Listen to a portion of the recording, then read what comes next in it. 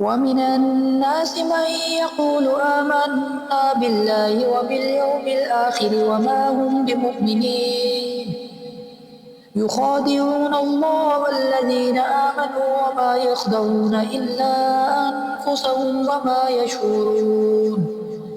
في قلوبهم مرض فزادهم الله مرضا ولهم عذاب أليم بما كانوا يكذبون وإذا قيل لهم لا تفسدوا في الأرض قالوا إنما نحن مصلحون ألا إنهم هم المفسدون ولكن لا يشعرون وإذا قيل لهم آمنوا كما آمن الناس قالوا ونؤمن كما آمن السفهاء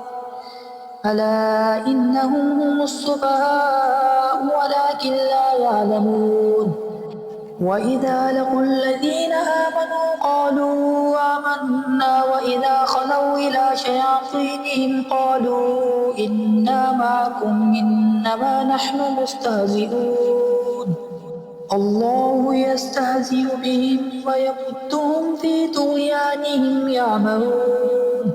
أولئك الذين اشتروا الضلالة بالهدى فما ربحت تجارتهم وما كانوا مهتدين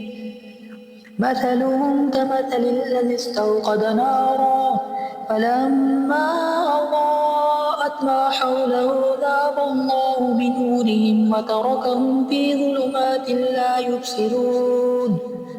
صم بكم عمي فهم لا يرجعون أو كصيب من السماء فيه ظلمات ورعد وبرق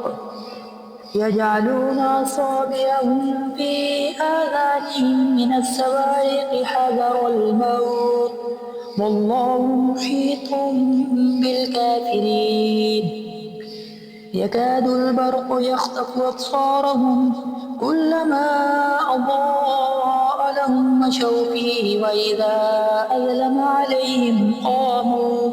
ولو شاء الله لذهب بسمعهم وأبصارهم